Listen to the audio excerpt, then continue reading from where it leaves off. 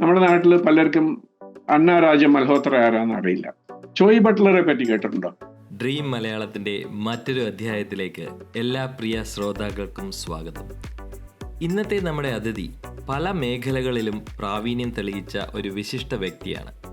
അദ്ദേഹത്തിൻ്റെ പേര് ഉള്ളാട്ടിൽ മന്മഥൻ അഥവാ മാഡി എന്ന തൂലികാ നാമത്തിലും അദ്ദേഹം അറിയപ്പെടുന്നു.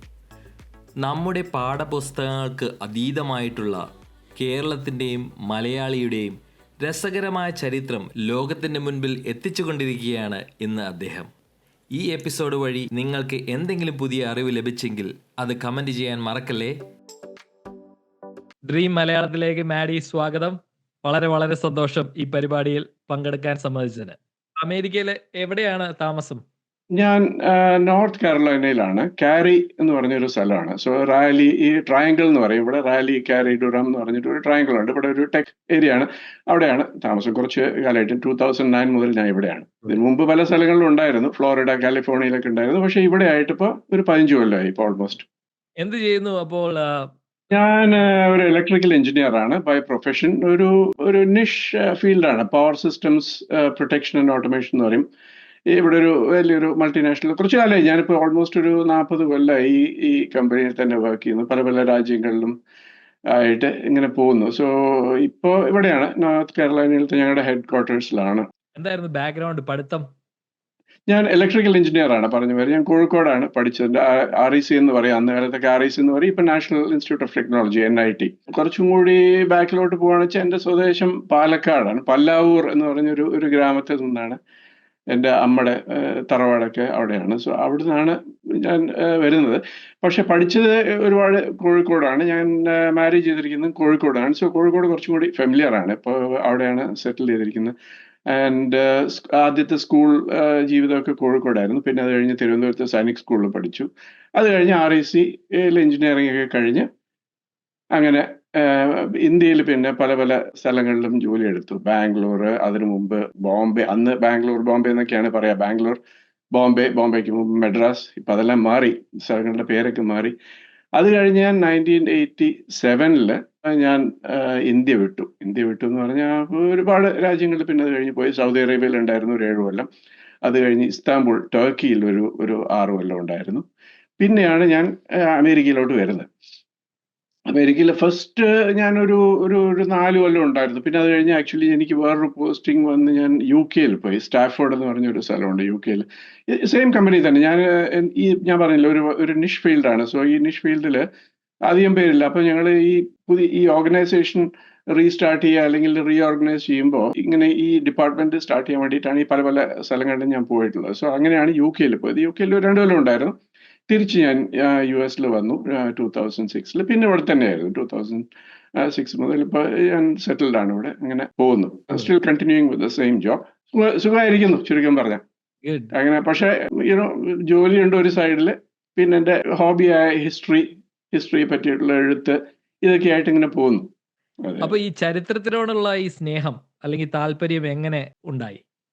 അത് ഞാൻ ആദ്യം ജനറൽ എഴുത്തായിരുന്നു. അതായത് ഒരു പേഴ്സണാലിറ്റീസിനെ പറ്റി അല്ലെങ്കിൽ വേറെ വല്ല ജനറൽ കാര്യങ്ങളായിരുന്നു കവർ ചെയ്തിട്ടുണ്ടായിരുന്നത്. പിന്നെ എന്ത് പറ്റിയെന്ന് വെച്ചിട്ടുണ്ടെങ്കിൽ, ഓഫ് കോഴ്സ് കോഴിക്കോട് നിന്നാണല്ലോ ഞാൻ വരുന്നത്. അപ്പോൾ കോഴിക്കോട് പുറത്തൊക്കെ പോയി കഴിഞ്ഞപ്പോൾ ഐ സോ ദാറ്റ് ഈ ഒരുപാട് കാര്യങ്ങൾ പണ്ട് കാലത്ത് ഇമ്പോർട്ട് ചെയ്തതും അല്ലെങ്കിൽ ട്രേഡ് നടന്നതും ഒക്കെ കോഴിക്കോട് ആയിട്ടാണ്. അങ്ങനെ കുറച്ചും കൂടെ നോക്കിയപ്പോൾ ഒരു കാര്യം എനിക്ക് ഓർമ്മ എന്താന്ന് വെച്ചിട്ടുണ്ടെങ്കിൽ, എൻ്റെ ചെറുതായിരുന്നപ്പോൾ പണ്ട് എല്ലാവരും പറയും ഇതുമാതിരി എൻ്റെ ഗ്രേറ്റ് ഗ്രാൻഡ് ഫാദർ സാമൂതിരി ആയിരുന്നു. കോഴിക്കോട് സാമറിൻ ഓഫ് കാലിക്കറ്റ് ആയിരുന്നു 1912 മുതൽ 15 വരെ. അപ്പൊ അന്നൊന്നും ആരും അങ്ങനെ ബോധർ ചെയ്യാറില്ല. കാരണം അച്ഛൻ്റെ ലൈനിലാണ് ഈ സാമൂരിപ്പാട് വരുന്നത്. ഗ്രേറ്റ് ഗ്രാൻഡ് ഫാദർ എന്ന് പറഞ്ഞാൽ അച്ഛൻ്റെ അച്ഛൻ. അപ്പോൾ അങ്ങനെ കാര്യമായിട്ട് ആരും ബോധർ ചെയ്തിട്ടുണ്ടായില്ല. കാരണം ഞങ്ങൾ പാലക്കാടായിരുന്നു, കുറച്ചു കാലം ഉണ്ടായിരുന്നു. പിന്നെ ഇതിനെപ്പറ്റി അന്വേഷിക്കാൻ തുടങ്ങി. അപ്പൊ ഞാൻ കുറച്ചും കൂടി ശരി, അപ്പൊ ഇങ്ങനെ ഒരു സാമറിൻ കണക്ഷൻ ഉള്ള സ്ഥിതിക്ക് ഇറ്റ് ഈസ് ഇൻട്രസ്റ്റിംഗ് എന്താ ഈ സാമറിൻസിന്റെ ഹിസ്റ്ററി പഠിക്കാൻ തുടങ്ങി. പല പല പുസ്തകങ്ങളും വായിച്ചു. അങ്ങനെ ഡീപ്പർ ആൻഡ് ഡീപ്പർ പോയി ഒരുപാട് ഈ മലബാർ ഹിസ്റ്ററിയിൽ ഇൻട്രസ്റ്റ് വന്നു എനിക്ക്. അങ്ങനെ എഴുതാൻ തുടങ്ങിയതാണ് ഹിസ്റ്ററി റൈറ്റിംഗ്. പക്ഷെ അതിന്റെ കൂടെ ഞാൻ അല്ലാത്ത കാര്യങ്ങളെയും കവർ ചെയ്യാറുണ്ട്. പേഴ്സണാലിറ്റീസിനെ പറ്റിയും ഇവന്റ്സിനെ പറ്റിയിട്ടും ഇന്ത്യൻ ഹിസ്റ്ററി. ബാക്കിയുള്ള സ്റ്റേറ്റ്സും അവിടുത്തെ കാര്യങ്ങളൊന്നും അങ്ങനെ കവർ ചെയ്യാറില്ലെങ്കിൽ കൂടി ചില പേഴ്സണാലിറ്റീസും ചില പോപ്പുലർ ഇൻസിഡൻസും ഞാൻ കവർ ചെയ്യാറുണ്ട്, just to keep it balanced you know. പക്ഷേ എനിക്ക് 3 ബ്ലോഗ് സൈറ്റ്സ് ആണ് ഉള്ളത്. ഒന്ന് മാഡീസ് റാംബ്ലിങ്സ്. അതിൽ ഒരു മിക്സ്ചറാണ്, പല പല കാര്യങ്ങളുണ്ട് അതിൽ. ചിലപ്പോൾ യുനോ ഡൈവേഴ്സ് കാര്യങ്ങൾ. ചിലപ്പോൾ ഞാൻ ഹാർമോണിയത്തെ പറ്റിയായിരിക്കും എഴുതുക, ചിലപ്പോൾ വയലിനെ പറ്റിയായിരിക്കും എഴുതുക, ചിലപ്പോൾ ഒരു കർണാടക സംഗീതത്തിനെ പറ്റിയിട്ടായിരിക്കും, ചിലപ്പോൾ മലബാർ ഹിസ്റ്ററിത്തെ വല്ലതായിരിക്കും, ചിലപ്പോൾ ബോംബെയിലത്തെ എന്തെങ്കിലും നടന്ന കാര്യങ്ങളായിരിക്കും. ഇങ്ങനെ പല പല കാര്യങ്ങളാണ് മാഡീസ് റാംബ്ലിങ്സ്. അത് കുറച്ചും കൂടി പാൻ ഇന്ത്യൻ ആണ്. പക്ഷേ ഹിസ്റ്റോറിക് ആലീസ് എന്ന് പറഞ്ഞ എൻ്റെ സൈറ്റ് അത് ഓൾമോസ്റ്റ് ഓൾവേസ് മലബാർ ഹിസ്റ്ററി ആയിരിക്കും. അത്യാവശ്യത്തിന് തിരുവിതാംകൂറും കൊച്ചിയും പോവും, ബിക്കോസ് കണക്റ്റഡ് ആണല്ലോ. ഈ ഒരു കാലത്ത് ഇതെല്ലാം ഒന്നിച്ച് വരാൻ തുടങ്ങിയതാണല്ലോ. അപ്പൊ അങ്ങനെ കുറെ കണക്ഷൻസ് ഉണ്ട്. അപ്പൊ അത് അങ്ങനത്തെ കുറച്ച് കാര്യങ്ങളും കവർ ചെയ്യും. പിന്നെ ഞാൻ വിചാരിച്ചു ശരി, ചില readers are more interested in music. അപ്പൊ ഇതിലത്തെ ചില ആർട്ടിക്കിൾസ് എല്ലാം കൂടി ഞാൻ കൺസോളിഡേറ്റ് ചെയ്ത് മ്യൂസിക്കൽ അവന്യൂസ് പറഞ്ഞിട്ട് ഒരു മൂന്നാമത്തെ ഒരു ബ്ലോഗ് സൈറ്റ്. ഇങ്ങനെ 3 എണ്ണമാണ് എനിക്ക് ഉള്ളത്. So it's A little bit complicated എന്ന് പറഞ്ഞാൽ ഒരു സൈഡിൽ എൻ്റെ ഓഫീസ് ജോലിയുണ്ട്. ഇത് റെഗുലറായിട്ട് അപ്ഡേറ്റ് ചെയ്യണം. അപ്പോൾ ഈ ഓരോ ആർട്ടിക്കിളും ഞാൻ റഫ്ലി ഒരു 6 പേജാണ്, ഒരു 3000 വേർഡ്സ് ആണ് ഒരു ആർട്ടിക്കിൾ ഉള്ളത്. അപ്പൊ ഇത് സ്റ്റഡി ചെയ്ത് റിസർച്ച് ചെയ്ത് ഉണ്ടാക്കുക എന്ന് പറഞ്ഞാൽ കുറച്ച് നേരം എടുക്കും. So it's little bit difficult. പക്ഷെ എന്നാലും മാനേജ് ചെയ്ത് പോകുന്നു. എങ്ങനെയാ സമയം കണ്ടെത്തുന്നത്, അല്ലെങ്കിൽ എന്തെങ്കിലും ഒരു സ്ട്രാറ്റജി എന്തെങ്കിലും ഉണ്ടോ? ഒരുപാട് ഡ്രാഫ്റ്റുകൾ ഉണ്ടാവും സാറിന് എൻ്റെ അടുത്ത്. അതായത് ഇപ്പൊ ഒരു സബ്ജക്റ്റിൽ ഞാനിങ്ങനെ ഇരുന്ന് അതിങ്ങനെ 3 ദിവസത്തിൽ 4 ദിവസത്തിൽ തീർക്കുക, അങ്ങനെയല്ല. ഇതൊന്നും തുടങ്ങിക്കഴിഞ്ഞാൽ ചിലപ്പോൾ ഓൾമോസ്റ്റ് ഒരു മാസം, ചിലപ്പോൾ 2 മാസം, ചിലപ്പോൾ ഒരു കൊല്ലമൊക്കെ എടുക്കും ചില ആർട്ടിക്കിൾ. കാരണം അതിന്റെ സോഴ്സസ് കിട്ടാൻ അത്ര എളുപ്പമല്ല. I M pretty lucky in that way. കാരണം ഇവിടെ ഇരുന്നിട്ട് എനിക്ക് ഒരുപാട് എൻ്റെതായിട്ടുള്ള ലൈബ്രറി ഒന്നുണ്ട്. ഞാൻ കുറെ കാലമായിട്ട് കളക്ട് ചെയ്ത കുറെ പുസ്തകങ്ങളും കുറെ പേപ്പേഴ്സും ഒക്കെ ഉണ്ട് എൻ്റെ അടുത്ത്. ഇൻ ദ സെൻസ് ദാറ്റ് ഞാൻ മലയാളം വായിക്കും, മലയാളം എഴുതാനും വായിക്കാനൊക്കെ അറിയുന്ന കാരണം നമ്മുടെ സോഴ്സ് ബുക്സ് കേരളത്തിലുള്ള ഒരുമാതിരിയെല്ലാം മലയാളത്തിലാണ്. ഇപ്പൊ തൽക്കാലം ചില റൈറ്റേഴ്സ് ഒക്കെ ഉണ്ട് ഹു റൈറ്റ് ഇൻ ഇംഗ്ലീഷ്, പക്ഷെ മെയിൻ ആയിട്ടുള്ള എല്ലാം മലയാളത്തിലാണ്.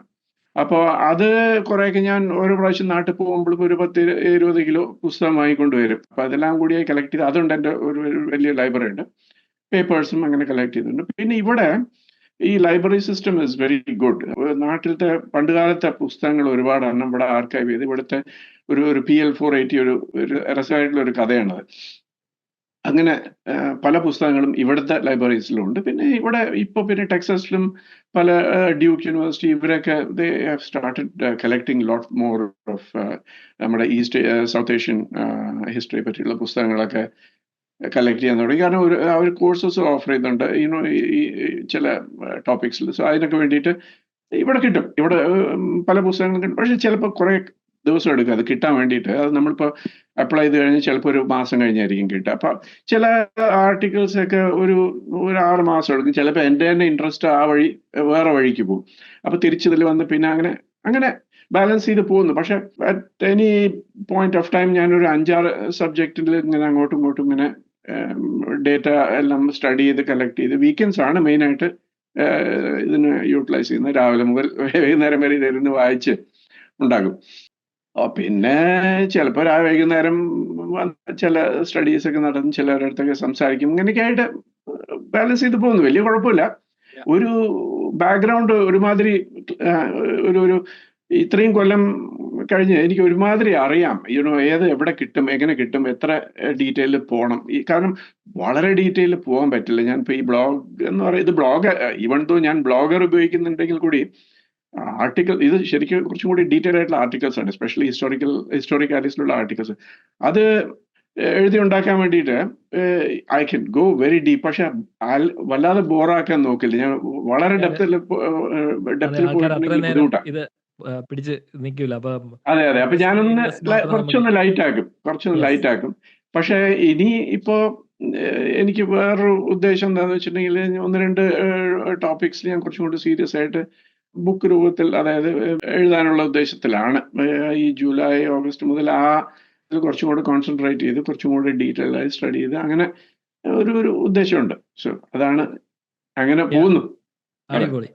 അപ്പൊ ഞാൻ ഈ 3 ബ്ലോഗിന്റെയും 3 ഇതിന്റെയും ലിങ്ക് ഷോ നോട്ട്സിൽ കൊടുക്കുന്നതായിരിക്കും. സോ അത് ആയിക്കോട്ടെ. എല്ലാവരും ഒന്ന് അറിയട്ടെ. വേറെ ഒരു ചോദ്യം എന്താ പറഞ്ഞാൽ, ഞാൻ ഇതിനെപ്പറ്റി ഇത് കുറച്ച് ബ്ലോഗുകളെല്ലാം വായിച്ചപ്പോൾ വളരെ നല്ല എൻഗേജിങ്ങും നല്ല എന്താ പറയുക, നമുക്ക് ആ കാലഘട്ടത്തിലേക്ക് പോകാൻ പറ്റുന്ന രീതിയിൽ ആണ് എഴുതിയിരിക്കുന്നത് പലതും ഇപ്പോൾ വായിച്ചപ്പോൾ. ഈ എഴുത്തിനോടുള്ള ഈ എന്താ പറയുക, ഒന്ന് ആഗ്രഹം, പക്ഷേ ഇതിനുള്ള കഴിവ് എവിടെ നിന്നായിരിക്കും വന്നിരിക്കുക എന്നുള്ള എന്തെങ്കിലും ഉണ്ടോ? ഒന്ന് ഐഡിയ? ആ, ഉണ്ടാവാൻ സാധ്യതയുണ്ട്. അത് ഞാൻ പറയാം. ഒന്നാമത് ഏത് എഴുത്തുകാരനാണെങ്കിലും ഒരു വിധത്തിൽ നോക്കുകയാണെന്ന് ഒരു കഥികനാണ്. കഥ പറയാൻ ഇഷ്ടവും ആ ഒരു ഇൻട്രസ്റ്റ് ഇല്ലാതെ നല്ലോണം എഴുതാൻ പറ്റില്ല. എഴുതാം. ഇപ്പൊ നമ്മളിപ്പോ ഒരു ഹിസ്റ്ററി സ്റ്റുഡന്റ് ആണെന്ന് വെച്ചോളൂ. ഒരു ഹിസ്റ്ററി സ്റ്റുഡന്റ് ആണെന്ന് വെച്ചാൽ അത് പഠിച്ച് ഒരു പരീക്ഷയ്ക്ക് വേണ്ടി ഒരു എസ്സേയോ അല്ലെങ്കിൽ ഒരു പേപ്പറോ ഉണ്ടാക്കുന്നു. അത് അവർക്ക് ആ ഒരു പർട്ടിക്കുലർ പേർപ്പസിന് വേണ്ടി ചെയ്യുന്ന കാരണം അതിൽ ഇറ്റ് ഇസ് ടു സാറ്റിസ്ഫൈ എന്താ പറയാ the person who's analysing it or who's marking it. അവർക്ക് വേണ്ടിയിട്ടാണ് എഴുതുന്നത്. പക്ഷെ നമ്മളിപ്പോൾ എഴുതുന്നത്, ഇപ്പൊ ഞാനിപ്പോ ജിമ്മിക്ക് ഒരു പർട്ടിക്കുലർ കഥ ഇഷ്ടമാണെങ്കിൽ ഞാനത് ആ ഒരു രീതിയിൽ പറഞ്ഞാലല്ലേ അത് വായിക്കാൻ ഇൻട്രസ്റ്റ് വരുള്ളൂ. അല്ലെങ്കിൽ വായിക്കില്ല. നമ്മളിപ്പോ അങ്ങനെ ജനറൽ ഇതിനു വേണ്ടി എഴുതുമ്പോൾ it has to be light, it has to be engaging. അപ്പൊ അങ്ങനെ ഒരു കഥാരൂപത്തിൽ ആക്കണം. അത് മുഴുവനാക്കാൻ പറ്റില്ലെങ്കിൽ കൂടി ആ ഒരു ഇതിൽ എഴുതിയാലേ ഇൻട്രസ്റ്റ് വരില്ല. ഇൻട്രസ്റ്റ് വന്നാലേ പിന്നെ അടുത്ത ടോപ്പിക്കിലോട്ട് പോകാം. ഐ മീൻ റീഡേഴ്സ് ഉണ്ടെങ്കിലല്ലേ ഒന്നൊന്ന് വേറൊന്നിലേക്ക് പോകാൻ പറ്റുള്ളൂ. സോ ഞാൻ അങ്ങനെ ആണ് ചെയ്യാറ്.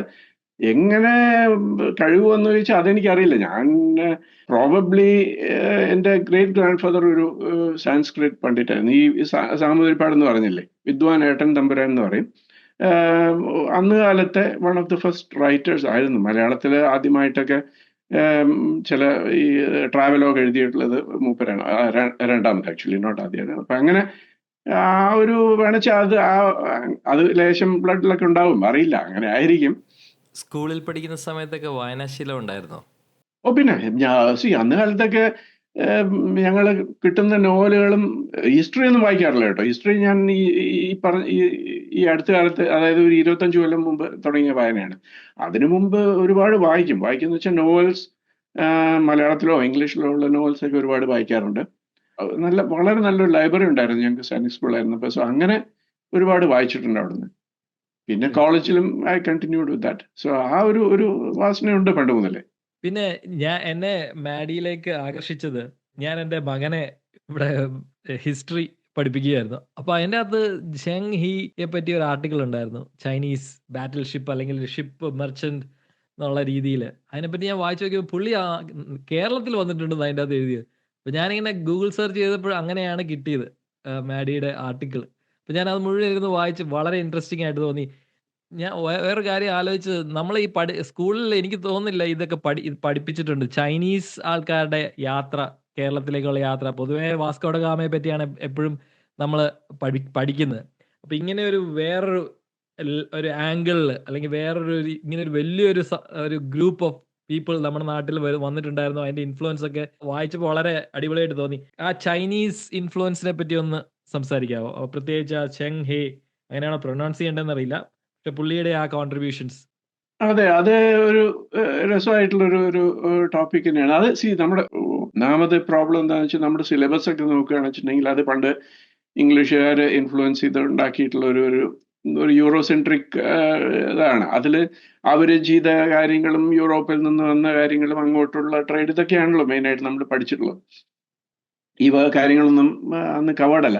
മാത്രമല്ല, ഇത് അത്ര ഒരു 1940s 30s 40s ഇത് ആദ്യമായിട്ട് ട്രാൻസ്ലേഷൻ വരുന്നത്. അതായത് 2 പുസ്തകങ്ങളാണുള്ളത് ഈ ചൈനീസ് വോയേജസിനെ പറ്റിയിട്ട്. ഒന്ന് ഈ ചെങ്ഹോന്റെ വോയേജസ്, അത് മാഹുവാൻ എന്ന് പറഞ്ഞിട്ട് ഒരാൾ ഒരു പുസ്തകം എഴുതിയിരുന്നു. അതിന്റെ ട്രാൻസ്ലേഷൻ വരുന്നത് എനിക്ക് കറക്റ്റായിട്ട് ഓർമ്മയില്ല. എനിക്ക് തോന്നുന്നു 1930s 40s ആ സമയത്താണെന്ന് തോന്നുന്നു ആദ്യമായിട്ട് ട്രാൻസ്ലേഷൻ വരുന്നത്.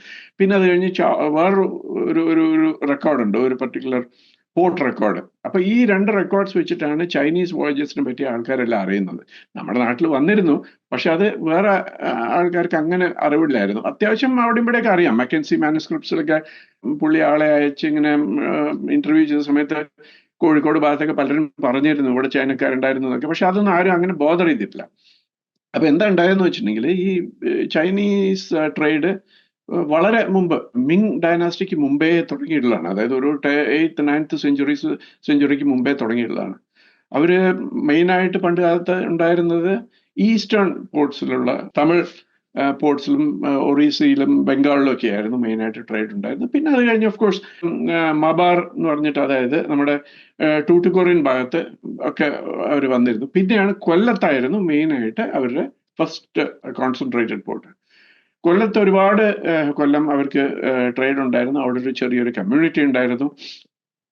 പല പല റെക്കോർഡ്സും ഉണ്ട്. അങ്ങനെ അത് കാരണമാണ് നമുക്കിപ്പോൾ അവിടേക്ക് നോക്കിയിട്ടുണ്ടെങ്കിൽ ഒരുപാട് ചൈനീസ് ഇൻഫ്ലുവൻസ് കാണാം. ഈ ചീന വെള്ളവും പല ചീന ആഡ് ചെയ്തിട്ടുള്ള പല വാക്കുകളും നമുക്ക് കേരളത്തിൽ ഉണ്ടല്ലോ. ചട്ടി, അതെല്ലാം ഇങ്ങനെയാണ് വരുന്നത്. ചീനച്ചട്ടി എന്നുള്ള വാക്ക് പിന്നെ ആലോചിച്ചു. അതെ അതെ അതെ, ചീനി മുളക്, ചീനച്ചട്ടി, ചീനിപ്പടക്കം, ഇതെല്ലാം അങ്ങനെ വരുന്നതാണ്. പിന്നെ അത് കഴിഞ്ഞ് കൊല്ലത്ത് എന്താ പറ്റിയെന്ന് വെച്ചിട്ടുണ്ടെങ്കിൽ പണ്ട് പേർഷ്യൻ, നമ്മളിപ്പോ ഈ ചൈനീസ് എന്തിനാ വരുന്നത്? ട്രേഡിനാണ് വരുന്നത്. അപ്പൊ അവർക്ക് ആവശ്യമുള്ള സാധനങ്ങളുണ്ടായിരുന്നു, അവർക്ക് വിൽക്കാനുള്ള സാധനങ്ങളുണ്ടായിരുന്നു. അപ്പൊ ഈ ട്രാൻസ്ഷിപ്മെന്റ് പോർട്ട് എന്ന് പറയും. അപ്പൊ കൊയിലോൺ ആയിരുന്നു ആദ്യത്തെ, വൺ ഓഫ് ദി ഫസ്റ്റ് അതിന് മുമ്പ് മ്യൂസിയസ് ഉണ്ടായിരുന്നു, പക്ഷെ കൊയിലോൺ ആയിരുന്നു ചൈനീസ് വരുന്ന സ്ഥലം. അപ്പോൾ അവിടെ അവർ ബേസിക്കലി ചൈനീസ് പോർസലെയിൻ, സിൽക്ക്, ഇങ്ങനത്തെ പല സാധനങ്ങളും കൊണ്ടുവരും. തിരിച്ചു കൊണ്ടുവന്ന് പെപ്പർ, സ്പൈസ്, അങ്ങനത്തെ സാധനങ്ങളൊക്കെ തിരിച്ചു കൊണ്ടുവരും. അപ്പൊ ഇത് വെസ്റ്റിലോട്ട്, അതായത് അറബി രാജ്യങ്ങളിലോട്ട്, അത് കഴിഞ്ഞ് പിന്നെ യൂറോപ്യൻ മെഡിറ്ററേനിയൻ പോർട്സിലോട്ട് കൊണ്ടുവന്ന അറബികളായിരുന്നു. സോ ആദ്യമായിട്ട് കൊയിലോൺ ട്രേഡ് ഉണ്ടായിരുന്നത് പേർഷ്യൻ കൂട്ടക്കാരായിരുന്നു. അപ്പൊ അവരുടെ ഇൻഫ്ലുവൻസ് കുറഞ്ഞപ്പോഴാണ് കൊയിലോൺ വിടേണ്ടി വന്നത്. കൊയിലോൺ വിട്ട് പിന്നെ അത് കഴിഞ്ഞ് ഈ യമനി, ഹദ്രാമി എന്നൊക്കെ പറഞ്ഞ് പല പല അറബികളും ട്രേഡിൽ പ്രോമിനന്റ് ആയി വന്നപ്പോഴാണ് കൊച്ചിയിലോട്ടും കോഴിക്കോടിലോട്ടും മാറുന്നത്. അങ്ങനെ ഇവൻച്വലി അവര് കോഴിക്കോട് 15th സെഞ്ചുറി തുടക്കത്തിൽ വരാൻ തുടങ്ങി. അതാണ് ഈ ചെങ്ഹോ വോയേജസ് എന്ന് പറഞ്ഞിട്ടുള്ള പുസ്തകം, വിച്ച് ബിക്കേം വെരി പോപ്പുലർ. അതിൽ പലതും എഴുതിയിട്ടുണ്ട്. പല ഡിസ്കഷൻസും ഇപ്പോഴും നടക്കുന്നുണ്ട്. അത്ര ക്ലിയർ അല്ല, കാരണം ഒരു സോഴ്സ് വെച്ചിട്ടാണ് ഈ ഒരുമാതിരി എല്ലാ ഡീറ്റെയിൽസ് നമുക്ക് കിട്ടിയിട്ടുള്ളത്. വളരെ വലിയ ഷിപ്സ് ആയിരുന്നു, 10,000 പേരുണ്ടാവും ഒരു വോയേജിൽ.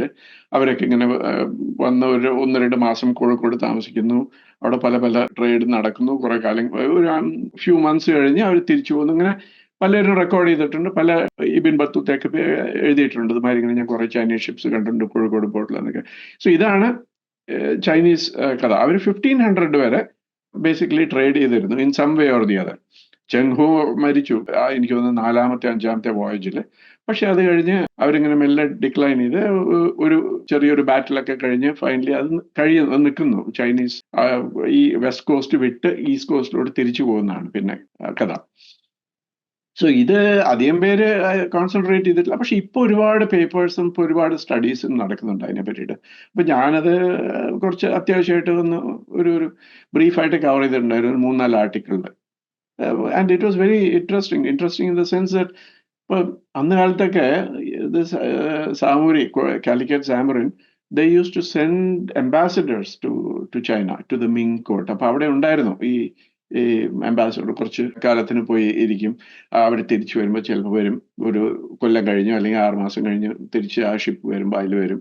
അങ്ങനെയൊക്കെ ഉണ്ടായിട്ടുണ്ട്. സോ അതെല്ലാം ആ ഡീറ്റെയിൽസ് ഒക്കെ എപ്പോഴാണ് മെല്ലെ നമ്മൾ അറിയുന്നത്. ഈ അടുത്ത ഒരു കഴിഞ്ഞ ഒരു 10 കൊല്ലത്തിലാണ്, ഈ 15 കൊല്ലത്തിലാണ് ഈ ഡീറ്റെയിൽസ് ഒക്കെ പുറത്തു വരുന്നത്, more or less.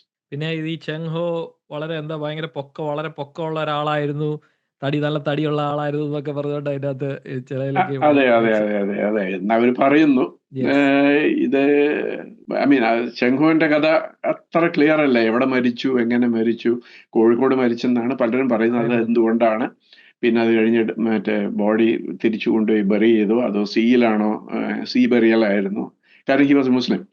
So there were certain rules, ഈ ബോഡി ഡിസ്പോസ് ചെയ്യേണ്ട റൂളുകളൊക്കെ ഉണ്ടല്ലോ. സോ അപ്പൊ ഈ എങ്ങനെയാണ് എന്താണെന്ന് വ്യക്തമായിട്ട് അറിയില്ല. പക്ഷെ ഇത്രയൊക്കെ അറിയുള്ളൂ ചെങ്ഹോനെ പറ്റി. പക്ഷെ പലരും പറയുന്നുണ്ട് ഈ 7 അടി ആയിരിക്കില്ല, 6 അടി അന്ന് കാലത്ത് അങ്ങനെ മെഷർമെന്റ്, ഐ മീൻ എനിവേ 6-7 അടി എന്ന് പറയാം. നല്ല ഉയരമുള്ള മനുഷ്യൻ, വലിയ മനുഷ്യനായിരുന്നു. അതെ അതെ, പുള്ളിയെ ക്യാപ്ചർ ചെയ്ത് ഈ ചൈനീസ് എംപറർ ക്യാപ്ചർ ചെയ്തിട്ട് കാസ്ട്രേറ്റ് ചെയ്ത് അത് മുമ്പ്, അത് ചെറിയ കുട്ടിയായിരുന്നു അപ്പൊ അന്ന് കാലത്ത്. അതെ അതെ അതെ, ചൈനീസ് പാലസസിൽ ഇങ്ങനെ ഈ യൂണിക്സ് ഒരുപാട് ഉണ്ടായിരുന്നു.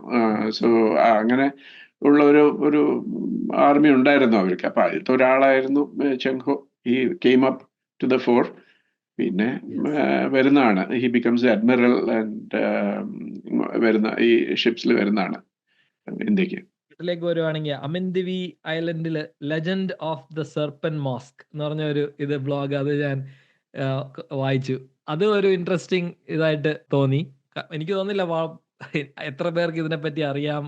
അതിനെപ്പറ്റി ഒന്ന് പ്രേക്ഷകർക്ക് വേണ്ടി ഇല്ല, ഇങ്ങനെ ഞാൻ ഒരു കാര്യം എന്താ വെച്ചിട്ടുണ്ടെങ്കിൽ, ഞാൻ ട്രഡീഷണൽ ടോപ്പിക്കിനെ പറ്റി അപ്പോഴപ്പോഴും എഴുതാറുണ്ടെങ്കിൽ കൂടി അത് എഴുതിയിട്ടുണ്ടെങ്കിൽ അത്ര ഇൻട്രസ്റ്റ് ഉണ്ടാവില്ല ആൾക്കാർ. കാരണം പലരും എഴുതുന്നതാണ്, പല സ്ഥലത്തും വളരെ എളുപ്പത്തിൽ കിട്ടുന്ന കഥകളെ പറ്റി പിന്നെയും ഞാൻ എഴുതുന്നതിൽ കാര്യമില്ലല്ലോ. അപ്പൊ പുതിയ പുതിയ വല്ലതൊക്കെ കണ്ടുപിടിക്കണം, അതിനുവേണ്ടി കുറെ സെർച്ച് ചെയ്യണം. അങ്ങനെ ചിലപ്പോൾ കിട്ടും ഇങ്ങനത്തെ ഒരു രസമായിട്ടുള്ള കഥകൾ. ഈ കഥ എന്താന്ന് വെച്ചിട്ടുണ്ടെങ്കിൽ, ലക്ഷദ്വീപില് ഒരുപാട് ട്രേഡ് ഉണ്ടായിരുന്നു. ട്രേഡ് എന്ന് വെച്ചിട്ടുണ്ടെങ്കിൽ പണ്ട് കാലത്ത് കോലത്തുനാട് ഉണ്ടായിരുന്ന സമയത്ത് കോലത്തിരി രാജാവിന്റെ കീഴിലായിരുന്നു ലക്ഷദ്വീപ്. പിന്നെ അത് കഴിഞ്ഞ് കുറെ ബുദ്ധിമുട്ടൊക്കെ ആയപ്പോഴാണ് ആലിരാജയ്ക്ക്, അതായത് ആദ്യരാജ ആലിരാജ എന്നൊക്കെ പറയും, അറക്കൽ കുടുംബത്തിന് കൊടുക്കുകയാണ് ചെയ്യുന്നത് കോലത്തുനാട് രാജാവ്. ഇത് അതിനൊക്കെ മുമ്പ് പോർച്ചുഗീസുകാർ വന്ന സമയത്ത് അവർക്കും മനസ്സിലായി അവിടെ കൊയറും പല പല ഈ കൗറി ഷെൽസ്, ഈ നമ്മുടെ കൗടി എന്ന് പറയില്ല, ഇതെല്ലാം അവിടെ ആയിരുന്നു എളുപ്പത്തിൽ കിട്ടിയിട്ടുണ്ടായിരുന്നു. സോ ആ അന്വേഷണത്തിൽ പോർച്ചുഗീസുകാർ അവിടെ എത്തുന്നു. അവിടെ പിന്നെ കുറച്ചു കാലം അവരെ ഒരുപാട് ഹറാസ് ചെയ്ത് ഒരുപാട് ബുദ്ധിമുട്ടിച്ചു എന്നൊക്കെയാണ് നമ്മൾ വായിക്കുന്നത്. അവിടെ അങ്ങനെ ഇരിക്കുന്ന സമയത്താണ് ഈ കോലത്ത് നാട്ടിൽ നിന്ന് ഒരു പുറക്കാട് എന്നുള്ള ഒരു മനുഷ്യനെ അങ്ങോട്ട് അയക്കുന്നത്. കൊലത്ത് രാജാവ്, കൊലത്തിരി എന്ന് പറയും, കൊലത്തിരി അയക്കുന്നത് ഒരു അതായത് ഇപ്പോഴത്തെ ചമ്പശ്ശേരിക്ക് പണ്ട് ഡച്ചുകാരൊക്കെ പോർക്കാട് എന്ന് പറയും, പുറക്കാട് എന്നായിരുന്നു പേര്. അപ്പൊ അവിടുത്തെ ഒരാളാണ് പോകുന്നത് അത്ര. അയാളൊരു രസികനായിരുന്നു, ഒരു വലിയൊരു മനുഷ്യൻ എന്ന് വെച്ചാൽ ഒരു നല്ലൊരു ധീരനായ ഒരു യോദ്ധാവൊക്കെയാണ് മൂപ്പര്. അവിടെ പോയി ഒരു ഷിപ്പ് ഫുൾ വെള്ളവും ഭക്ഷണവും കുറെ ലിക്കർ ടോഡി ഇതെല്ലാം കൂടി ലോഡ് ചെയ്തിട്ടാണ് ഒരു പ്ലാൻ വെച്ചിട്ടാണ് പോകുന്നത് പുള്ളി. അവിടെ പോയി പോർച്ചുഗീസുകാർ പുള്ളി നിർത്തും, എന്തിനാ അവിടെ വന്ന, you are not allowed to come എന്നൊക്കെ പറയാം. അപ്പൊ പുള്ളി പറയല്ലല്ല, ഞാനിവിടെ വെള്ളമില്ല എൻ്റെ അടുത്ത്, വെള്ളം സ്റ്റോക്കൊക്കെ ഒന്ന് നിറയ്ക്കാൻ വേണ്ടി വന്നാണ്, ഞാൻ വേറെ ദ്വീപിലോട്ടാണ് പോകുന്നത്, അമീനിയല്ല എന്ന് പറഞ്ഞ്. അപ്പൊ അവര് പറയും ഓക്കെ, എന്താ ഉള്ളത് നിങ്ങളുടെ കപ്പലിൽ? അപ്പൊ പറയും ഇതുമാതിരി ഇങ്ങനെ ലിക്കറുണ്ട്, ഭക്ഷണമുണ്ട്, അപ്പൊ അതിന്റെ ഒരു പോർഷൻ ഞങ്ങൾക്ക് തരുവാണെന്ന് വെച്ചാൽ we will allow you to be here for a few days and you can recoup your self എന്നാണ് പറയുന്നത്. ഇത് കഥയാണ് കേട്ടോ ഇതെല്ലാം. ഇതൊക്കെ എത്ര തന്നെ ശരിയുണ്ടെന്ന് ചോദിച്ചാൽ അറിയില്ല. പക്ഷെ അവിടുത്തെ ലക്ഷദ്വീപുകാർക്ക് അതൊരു ഹിസ്റ്റോറിക്കൽ ഇവന്റ് ആയിട്ട് അവരെടുക്കുന്നു. സോ ഈ പുറക്കാടലത്തെ എന്താ പറയാ യോദ്ധാവ് എന്ത് ചെയ്യുന്നു എന്ന് വെച്ചിട്ടുണ്ടെങ്കിൽ, വൈകുന്നേരം പറയാവുന്ന വളരെ സന്തോഷം, നിങ്ങളെയൊക്കെ എനിക്ക് ഒരു എൻ്റെ കയ്യിലുള്ള കള്ള നിങ്ങൾക്ക് എല്ലാം വേണ്ടി നമുക്ക് വിൽ ഹാവ് എ സെലിബ്രേഷൻ എന്ന് പറഞ്ഞ് അവരെല്ലാവരും കൂടി അന്ന് വൈകുന്നേരം പ്ലാൻ ചെയ്ത് ഒരു ഫീസ്റ്റ്. അപ്പോൾ അന്ന് വൈകുന്നേരം ഈ ഓർഗനൈസസ് സം സെർപ്പന്റ് വെനം, അത് എന്നിട്ട് ഈ കള്ളില് മിക്സ് ചെയ്ത് ഇവർക്ക് കൊടുക്കുന്നു. പോർച്ചുഗീസുകാരൊക്കെ അതിൽ മരിക്കുന്നു. സോ ഇതാണ് കഥ. അങ്ങനെയാണ് പോർച്ചുഗീസുകാരെ തോൽപ്പിച്ചു ഈ പർട്ടിക്കുലർ യോദ്ധാവ് എന്നാണ് കഥ. അപ്പൊ അവിടുത്തെ ഐലൻഡേഴ്സിന് വളരെ സന്തോഷമാവുന്നു. അവരൊരു പാമ്പും പള്ളി പണിയുന്നു ആ ഓർമ്മയ്ക്ക് വേണ്ടിയിട്ട്. അതാണ് സെർപ്പൻ മോസ്ക്, പാമ്പും പള്ളി. സോ ഇതാണ് കഥ. ഇത് അവര് ഹറാസ് ചെയ്തിരുന്നു, ബുദ്ധിമുട്ടിച്ചിരുന്നു, പിന്നെ പല യുദ്ധങ്ങളും നടന്നിട്ടുണ്ട് അവിടുത്തെ ദ്വീപുകാരും ആയിട്ടെന്നൊക്കെ കാണാം നമുക്ക് റെക്കോർഡ്സിൽ. പക്ഷെ ഇതും പല റെക്കോർഡ്സിൽ ഇങ്ങനെ ഒരു മെൻഷൻ ഉണ്ട്, ഇങ്ങനത്തെ ഒരു ലെജൻഡ്. പക്ഷെ ഇതൊരു ലെജൻഡ് ആണെന്ന് പറയാം. ശരിയാണോ തെറ്റാണോ എന്ന് അറിയില്ല. പക്ഷെ ഞാനത് രസമായിട്ടുള്ളൊരു കാര്യമായതുകൊണ്ട് അങ്ങനെ ഇൻട്രൊഡ്യൂസ് ചെയ്താണ്. വളരെ രസകരമായി തോന്നി. പണ്ടൊക്കെ നമ്മുടെ നാട്ടിൽ ഇതുപോലത്തെ കഥകളും ഇതൊക്കെ വായിക്കാൻ പറ്റുന്ന പുസ്തകങ്ങളൊക്കെ ഉണ്ടായിരുന്നു, ഈ അമർചിത്ര കഥ അല്ലെങ്കിലും ഇങ്ങനെ പല പല. കൊട്ടാരത്തിൽ ചെങ്കുണ്ണയുടെ ഐതിഹ്യമാലയിലാണ് സാറിന് ഇങ്ങനത്തെ രസമായിട്ടുള്ള കഥകളൊക്കെ കാണാറ്. അതെ. കറക്റ്റ്. സോ ഇതുപോലെയുള്ള വേറെ എന്തെങ്കിലും അധികം ആൾക്കാർ അറിയാത്തതും അപ്പൊ അതേസമയം മാഡിക്ക് വളരെ കൗതുകകരമായി തോന്നിയായിട്ട് വേറെ എന്തെങ്കിലും പ്രേക്ഷകരുമായി ഷെയർ ചെയ്യാനുണ്ടോ? ഒരുപാടെണ്ണം. ഞാനിപ്പോ എഴുതുന്ന മിക്ക ടോപ്പിക്സും ഇങ്ങനത്തെ ടോപ്പിക്സ് ആണ്. അധികം പേര് അറിയാത്ത കഥകൾ അല്ലെങ്കിൽ അധികം പേര് ശരിക്കും അറിയാത്ത കഥകളാണ് എഴുതാറ്. ഇപ്പൊ ക്രിസ്മസ് ഐലൻഡ് എന്ന് പറഞ്ഞിട്ടൊരു ഐലൻഡ് ഉണ്ട്. ഇപ്പം മിക്കവർക്കും എവിടെയൊന്നും കൂടെ അറിയില്ല, ഇങ്ങനത്തെ ഒരു ഐലൻഡ് ഉണ്ടോ എന്ന് തന്നെ ചോദിക്കും. ഇപ്പൊ കൂടി അങ്ങനെ ആർക്കും അറിയാത്തൊരു സ്ഥലമാണ്. സിംഗപ്പൂരിൻ്റെയൊക്കെ താഴെ അങ്ങ് പോകണം, ഇന്തോനേഷ്യ ആ ഭാഗത്തായിട്ട് വരുന്ന ഒരു ചെറിയ ഐലൻഡാണ്. അവിടെയും പണ്ട് കാലത്ത് മലയാളികളുണ്ടായിരുന്നു. അപ്പോൾ ഞാനപ്പോൾ ഈ ക്രിസ്മസ് ഐലൻഡിനെ പറ്റിയിട്ട് ആദ്യം വായിച്ചപ്പോൾ INA, അതായത് നമ്മുടെ സുഭാഷ് ചന്ദ്രബോസിന്റെ കഥകൾ ഞാൻ പലതും സ്റ്റഡി ചെയ്യാറുണ്ട്, പുള്ളിയുടെ ജീവിതവും. ഒരുപാട് മലയാളികളും തമിഴന്മാരും ആ ഒരു ബോസിന്റെ ആർമിയിലുണ്ടായിരുന്നു. സോ പലരുടെയും ഇപ്പൊ ഫാമിലി സ്റ്റോറീസ് ഒക്കെ നോക്കുകയാണെന്ന് വെച്ചാൽ ഏതെങ്കിലും ഒരാള് ആ വഴി പോയിട്ടുണ്ടാവും. ഒന്നുമില്ലെങ്കിൽ മലേഷ്യയിൽ കുറച്ചു കാലം താമസിച്ചിട്ടുണ്ടാവും, അല്ലെങ്കിൽ സിംഗപ്പൂർ കുറച്ചു കാലം താമസിച്ചിട്ടുണ്ടാവും. അങ്ങനെയുള്ളപ്പോൾ ആ കാലത്തെ ആൾക്കാരാണെന്ന് വെച്ചാൽ ബോസിനെ അല്ലെങ്കിൽ ബോസിന്റെ ഇന്ത്യൻ നാഷണൽ ആർമിയിൽ എന്തെങ്കിലും ഒരു കണക്ഷൻ ഉണ്ടാവും. അപ്പൊ ഇതൊക്കെ പഠിച്ചുകൊണ്ടിരിക്കുന്ന സമയത്താണ് ഞാൻ ഈ ക്രിസ്മസ് ഐലൻഡ് മ്യൂട്ടിനി എന്ന് പറഞ്ഞിട്ടുള്ള ഒരു സാധനത്തിനെ പറ്റി വായിച്ചത്. ഓക്കെ, അത് കുറച്ച് പേര് ഇതുമാതിരി ഇങ്ങനെ അവിടെ ബ്രിട്ടീഷുകാർ അഡ്മിനിസ്റ്റർ ചെയ്ത ഒരു ഐലൻഡ് ആയിരുന്നു. അവിടെ ഫോസ്ഫേറ്റ് മൈനിങ് ആയിരുന്നു മെയിനായിട്ടുള്ള പണി. കുറെ സർദാർജികളും കുറെ വേറെയും ഇന്ത്യൻസ് ഒക്കെ ഉണ്ടായിരുന്നു. ജാപ്പനീസ് വരുന്നു.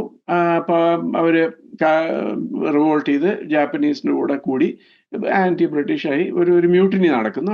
പിന്നെ ജാപ്പനീസ് ഓഫ് കോഴ്സ് പോയി കഴിഞ്ഞ് വേൾഡ് വാർ കഴിഞ്ഞപ്പോൾ അവരെയൊക്കെ സെന്റൻസ് ചെയ്ത് ജയിലിൽ ചെയ്യുന്ന കഥയൊക്കെയാണ്. ഈ കഥ ചിലർക്ക് അറിയാം. പക്ഷെ ഇതിൽ രസമായിട്ടുള്ള കാര്യം എന്താ വെച്ചിട്ടുണ്ടെങ്കിൽ ഒരു മലയാളി ഉണ്ടായിരുന്നു വളരെ പ്രോമിനന്റ് ആയിട്ട് ഫിഗർ ചെയ്യുന്നത്. അപ്പൊ അതാണ് ഞാൻ കവർ ചെയ്തത് ഇതിനെപ്പറ്റി എഴുതിയപ്പോൾ. ഒരു വി മാത്യു എന്ന് പറഞ്ഞിട്ട് ഒരു റേഡിയോ മാൻ ഉണ്ടായിരുന്നു. സോ ഈ ഐലൻഡ് ഒരു റിമോട്ട് ഐലൻഡാണ്. ആകെയുള്ള പുറത്ത് ഉള്ള കോൺടാക്റ്റുകൾ മുഴുവൻ ഈ റേഡിയോ മുഖാന്തരമാണ്. റേഡിയോ എന്ന് വെച്ചാൽ ഹാം റേഡിയോ, അതായത് ട്രാൻസ്മിറ്റും ചെയ്യാം റിസീവും ചെയ്യാം. നമ്മുടെ സാധാരണ റേഡിയോ അല്ല, ഇത് ട്രാൻസ്മിറ്റർ. അപ്പൊ അത് ഹാൻഡിൽ ചെയ്യുന്ന ആള് ഈ വി മാത്യു ആയിരുന്നു. അപ്പൊ വി മാത്യുവിന്റെ ഇൻവോൾവ്മെന്റ് ഇതിൽ നല്ല രസമായിട്ടുള്ള ഒരു ഇൻവോൾവ്മെന്റ് ആയിരുന്നു. അപ്പൊ ഞാനത് ആദ്യം എനിക്ക് ബ്രീഫായിട്ട് അറിയുള്ളൂ. പക്ഷെ മാത്യു കണ്ടപ്പോൾ എനിക്ക് തോന്നി ഇത് നമ്മുടെ നാട്ടുകാരനാവാനാണ് വഴി. മലബാർ തമിഴ് എന്നൊക്കെ പറഞ്ഞാണ് പല സ്ഥലത്തും എഴുതിയിട്ടുള്ളത്. അപ്പൊ ഞാനത് ജോൺ ഹണ്ട് എന്ന് പറഞ്ഞ ഒരാളാണ് ഇതിനെപ്പറ്റി ആദ്യമായിട്ട് റിസർച്ച് ചെയ്ത് ഒരു ബുക്ക് എഴുതിയിട്ടുള്ളത്. അപ്പൊ പുള്ളിയെ ഞാൻ കോണ്ടാക്ട് ചെയ്തപ്പോൾ പറഞ്ഞു, ഈ മറ്റേ മാത്യുവിന്റെ സിസ്റ്റർ ഉണ്ട് ഇപ്പോഴും ഓസ്ട്രേലിയയിൽ, why don't you talk to her. അപ്പൊ ഞാൻ മേരി മാത്യുവിനെ വിളിച്ചു ഓസ്ട്രേലിയയിൽ. വളരെ ഇൻട്രസ്റ്റിംഗ് ആയിട്ടുള്ള ഒരു സ്ത്രീ. അപ്പൊ കുറെ കഥകൾ പറഞ്ഞു തന്നു, ഇതെങ്ങനെ എന്തൊക്കെയാണ് മാത്യുവിന്റെ ജീവിതം എങ്ങനെയായിരുന്നു ആ സമയത്ത്. അപ്പൊ അങ്ങനെ ഒരു ആർട്ടിക്കിൾ എഴുതി. അതൊരു ഇൻട്രസ്റ്റിംഗ് തിങ് ആയിരുന്നു. കാരണം ആർക്കും അറിയില്ലല്ലോ, എല്ലാവർക്കും they were only bothered about the mutiny. ആ മ്യൂട്ടിനിയിൽ വേറെയും പല കാര്യങ്ങളുണ്ട്. അത് ഓഫ് കോഴ്സ് ഡീറ്റെയിൽഡ് ആയിട്ട് ഞാൻ എഴുതിയിട്ടുണ്ട്. So people who are interested can read that. ഇങ്ങനെ ചെറിയ കാര്യങ്ങളാണ്. പിന്നെ ഞാനിപ്പോ ഓഫ് കോഴ്സ് ഒരുപാട് ഇങ്ങനത്തെ രസമായിട്ടുള്ള കഥകളെ പറ്റി കവർ ചെയ്യാറുണ്ട്, ആൾക്കാരെ പറ്റിയിട്ട്. ഇപ്പൊ നമ്മുടെ നാട്ടിൽ പലർക്കും അന്ന രാജ മൽഹോത്ര ആരാന്ന് അറിയില്ല. അധികം അറിയാത്ത ആളുകളും എൻ്റെ അഭിപ്രായത്തിൽ വളരെ ഇൻഫ്ലുവൻഷ്യൽ ആയിട്ടുള്ള ആൾക്കാരെ പറ്റിയിട്ടാണ് ചിലപ്പോൾ ഞാൻ എഴുതാറ്. അത് അന്ന രാജ മൽഹോത്ര, ആദ്യത്തെ ലേഡി IAS ഓഫീസർ. വളരെ രസമായിട്ടുള്ള കഥയാണ്, ഞാൻ ഡീറ്റെയിൽഡ് ആയിട്ട് എഴുതിയിട്ടുണ്ട്. പിന്നെ ലക്ഷ്മി മേനോൻ, പലർക്കും അറിയില്ല ആരായി ലക്ഷ്മി മേനോൻ. അത് ഒരു മിനിസ്റ്റർ ആയിരുന്നു നെഹ്റു ക്യാബിനറ്റിലത്തെ, വെരി ഫേമസ് ലേഡി. പക്ഷെ നമ്മുടെ നാട്ടിൽ അങ്ങനെ അറിയില്ല. അതുകൊണ്ട് ഞാൻ വിചാരിച്ചു കുറച്ചും കൂടി ഡീറ്റെയിൽഡ് ആയിട്ട് പറയും. M. ശിവരാം എന്ന് പറഞ്ഞൊരു ജേർണലിസ്റ്റ്, INA മറ്റേ നമ്മുടെ സുഭാഷ് ചന്ദ്രബോസിന്റെ മെയിൻ ഒരു ആളായിരുന്നു. ഈ കംപ്ലീറ്റ് പ്രസ് റിലീസസും റേഡിയോ ട്രാൻസ്മിഷൻസ് എല്ലാം ഓർഗനൈസ് ചെയ്തിരുന്നായിരുന്നു ശിവരാം. ഇങ്ങനെ പല ആൾക്കാരുണ്ട്. പിന്നെ ചില രസമായിട്ടുള്ള ആൾക്കാർ. ചോയ് ബട്ട്ലറെ പറ്റി കേട്ടിട്ടുണ്ടോ? ജിമ്മിയുടെ നാട്ടിൽ നിന്നാണല്ലോ. എന്താ ചോയ്സ് പുഡിംഗ് എന്ന് പറഞ്ഞ ഒരു സാധനം കഴിച്ചിട്ടുണ്ടോ? നമ്മുടെ പഴവും പപ്പടവും നെയ്യും ഒക്കെ കുഴച്ച്, അതാണ് ചോയ്സ് പുഡിംഗ്. അപ്പൊ ഈ ചോയ്സ് പുഡിംഗ് ഉണ്ടാക്കിയ ചോയ് ബട്ട്ലറുടെ കഥ പലർക്കും അറിയില്ല. അതൊരു വളരെ ഇൻട്രസ്റ്റിംഗ് ആയിട്ടുള്ള ഒരു മനുഷ്യനാണ് ചോയ് ബട്ട്ലർ. ചോയ് ബട്ട്ലറുടെ മക്കളൊക്കെ വളരെ ഫേമസ് ആണ്. 3-4 ഭാര്യമാരൊക്കെ ഉണ്ടായിരുന്നു. സോ അത് നല്ല രസമായിട്ടുള്ള ഒരു കഥയാണ്. ഇങ്ങനത്തെ ചില കഥകൾ. പിന്നെ സരോജിനി ശിവലിംഗം കേട്ടിട്ടുണ്ടോ? ഇല്ല. പണ്ട് കാലത്ത് ഞങ്ങളൊക്കെ കോളേജിൽ പഠിച്ചിരുന്ന സമയത്ത് റേഡിയോ സിലോണിലായിരുന്നു മലയാളം പാട്ടുകൾ കേൾക്കുക. ഹിന്ദി ഓഫ് കോഴ്സ് ബെനാക്ക ഗീത്മാല, സായനയുടെ. മലയാളം സരോജിനി ശിവലിംഗമായിരുന്നു സാറിന് കമ്പയർ ചെയ്യാറ് റേഡിയോ സിലോണിൽ. അങ്ങനത്തെ ഓരോ ആൾക്കാർ, പഴയ ആൾക്കാർ. പിന്നെ വേറൊരു ഇൻട്രസ്റ്റിംഗ് സ്റ്റോറി എനിക്ക് വളരെ ഇൻട്രസ്റ്റിംഗ് ആയിട്ട് തോന്നിയത്, ഈ ഓസ്ട്രേലിയ ഫസ്റ്റ് ഗവർണർ ലാക്ലാൻ മക്കോ എന്ന് പറഞ്ഞിട്ടുള്ള ഒരു മനുഷ്യനുണ്ട്. പുള്ളി കോഴിക്കോട് നിന്നാണ് ട്രാൻസ്ഫർ ആയിട്ട് ഓസ്ട്രേലിയക്ക് പോയി. ഓസ്ട്രേലിയ എന്ന് പറയുന്നത് നമ്മൾ പറയുന്ന ഈ ഓസ്ട്രേലിയയുടെ ഫസ്റ്റ് ഗവർണർ, അത് കംപ്ലീറ്റ് സ്റ്റാർട്ടപ്പ് ചെയ്ത ഗവർണറാണ് ഈ ലാക്ലാൻ. ലാക്ലാൻ കൊണ്ടുവന്ന് കൂടെ അസിസ്റ്റന്റ് ആയിട്ട് കൊണ്ടുവന്ന് കൊച്ചിയിൽ നിന്ന് ഒരു പയ്യനെയാണ്. ആ പുള്ളി സ്ലേവ് ആയിരുന്നു. സ്ലേവ് മാർക്കറ്റിൽ നിന്ന് രണ്ടുപേരെ വാങ്ങി അതിലത്തെ ഒരാള് ജോർജ് എന്ന് പറഞ്ഞ ഒരാളെ കൂടെ കൊണ്ടുവന്നതാണ്. ഇപ്പൊ ഈ ജോർജിന്റെ കഥ ലാക്ലാന്റെ കൂടെ ഓസ്ട്രേലിയയിൽ പണ്ട് പോയി അവിടെ ജീവിച്ച കഥ, അതൊക്കെ ഇങ്ങനത്തെ ഓരോ കഥകളൊക്കെ വായിക്കാം. പറഞ്ഞെന്താന്ന് വെച്ചിട്ടുണ്ടെങ്കിൽ അങ്ങനെ അറിയാത്ത ആൾക്കാർ അല്ലെങ്കിൽ അറിയാത്ത പക്ഷേ രസകരമായിട്ടുള്ള കഥകൾ ഇതാണ് ഞാൻ കോൺസെൻട്രേറ്റ് ചെയ്യാറ് മാഡീസ് റാംബ്ലിങ്സിൽ. ഹിസ്റ്റോറിക് ആലീസിൽ ഓഫ് കോഴ്സ് ഞാൻ പറഞ്ഞില്ലേ വളരെ ഹിസ്റ്ററി, മലബാർ ഹിസ്റ്ററി കണക്റ്റഡ് ആയിട്ടുള്ള ടോപ്പിക്സാണ്. അന്ന രാജ് മൽഹോത്ര അത് മലയാളിയാണോ? അതെ, അന്ന രാജം എന്ന് പറയുന്നത് മൽഹോത്രയെ കല്യാണം കഴിച്ചും അന്ന രാജ മൽഹോത്ര ആയതാണ്. പക്ഷെ അന്ന ജോർജ് നമ്മുടെ കോഴിക്കോടാണ് പഠിച്ചത്. അവരുടെ അച്ഛൻ ഒരു പ്രിന്ററായിരുന്നു കോഴിക്കോട്. അവിടെ പഠിച്ച് കോളേജ് കഴിഞ്ഞ് പിന്നെ മദ്രാസിൽ പോയി. മദ്രാസിൽ നിന്ന് അപ്ലൈ ചെയ്ത് ഇങ്ങനെ IAS കിട്ടി. അപ്പൊ അവർ പറയുന്നതാണ് IAS പോകണ്ട, IAS ഒക്കെ ഭയങ്കര ബുദ്ധിമുട്ടായിട്ടുള്ള പണിയാണ്, നിങ്ങൾ IFS എടുത്താൽ മതി, കുറച്ചും കൂടെ എളുപ്പമായിരിക്കും സിറിയാകാരണം. അപ്പൊ അത് അല്ലല്ല അതൊന്നും പറ്റില്ല, ഞാൻ എഴുതിയത് IAS പരീക്ഷയാണ്, എനിക്ക് IAS ഓഫീസർ തന്നെ ആവണം. അങ്ങനെ സബ് കളക്ടറായിട്ട് അപ്പോയിന്റ് ചെയ്യുന്നതും വളരെ രസമായിട്ടുള്ള കഥയാണ്. വെരി ഇൻട്രസ്റ്റിംഗ് ലേഡിയാണ് വളരെ. പിന്നെ ഏതായാലും വായിച്ചാൽ അറിയാൻ ബാക്കിയുള്ള ലിങ്ക് എന്തായാലും കൊടുക്കുന്നുണ്ടാവും ഷോ നോട്ട്സിൽ. സോ എല്ലാവരും ഡീറ്റെയിൽ ആയിട്ട് വായിക്കട്ടെ.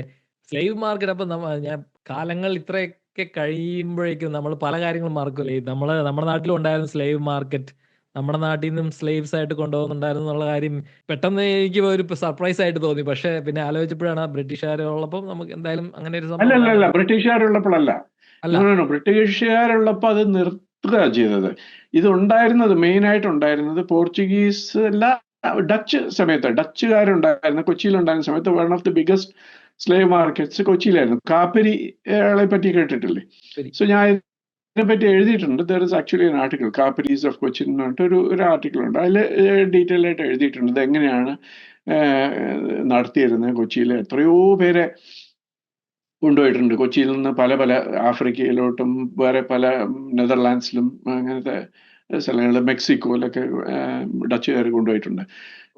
വളരെ ഇൻട്രസ്റ്റിംഗ് ആയിട്ടുള്ള കഥകളും ഉണ്ട്. ഡയമണ്ട് എന്ന് പറഞ്ഞ ഒരു സ്ലേവിന്റെ കഥ ഞാൻ അതിനെപ്പറ്റി എഴുതിയിട്ടുണ്ട്. പിന്നെ മെക്സിക്കോയിലുള്ള ഒരു സ്ത്രീയെ പറ്റി ഞാൻ ഒരു ഇതെല്ലാം സ്ലേവ്സ് ആയിട്ട് കൊച്ചിയിൽ നിന്ന് കൊണ്ടുപോയ ആൾക്കാരാണ് നമ്മുടെ നാട്ടിൽ നിന്ന്. അതെ അതെ അതെ. ഭയങ്കര തന്നെ. ആ സ്ത്രീയുടെ കഥ വളരെ രസമാണ്. സോ ഷീ ബിക്കംസ് അവിടെ ഒരു ഓൾമോസ്റ്റ് ഒരു സെയിന്റ് ആയിട്ട് മാറുകയാണ് അവിടെ പോയി, മെക്സിക്കോയിൽ പോയിട്ട്. അങ്ങനത്തെ ഒരു കഥയുണ്ട്. വർഷങ്ങൾക്ക് മുമ്പ് ഇന്ത്യയിൽ നിന്നും മെക്സിക്കോ വരെ എത്തിയ ആ വനിതയുടെ കൗതുകകരമായ കഥ കേൾക്കാൻ നിങ്ങളെ ഏവരെയും രണ്ടാം ഭാഗത്തിലേക്ക് ക്ഷണിക്കുന്നു. ഒരു നല്ല നാളേക്കായി സ്വപ്നം കാണാം, അതിനുവേണ്ടി പരിശ്രമിക്കാം. നന്ദി.